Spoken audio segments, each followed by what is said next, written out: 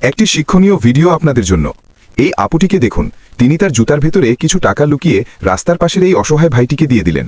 মানুষকে সাহায্য করার ইচ্ছা থাকলে আপনি যে কোনোভাবেই তা করতে পারেন। জুতাটি পেয়ে ভাইটি যখন পড়তে গেলেন, ভেতরে টাকা দেখে তার মুখে এক অন্যরকম খুশির ঝিলিক দেখা গেল। কিন্তু এরপরই দেখুন কি ঘটল। এই আপুর সাথেই ছিলেন তার মালিক, যিনি বেশ অহংকারী এবং কৃপণ স্বভাবের।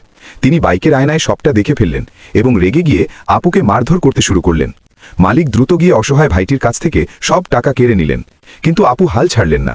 তিনি একটি বুদ্ধি বের করলেন এবং কৌশলে পানির বোতলে কিছু একটা মিশিয়ে দিলেন। মালিক যখন ফিরে আসলেন, আপু তাকে পানি পান করালেন। কিছুক্ষণ পরই মালিক অচেতন হয়ে পড়লেন। আপু জানতেন এই টাকাগুলো ওই অসহায় লোকটির খুব প্রয়োজন।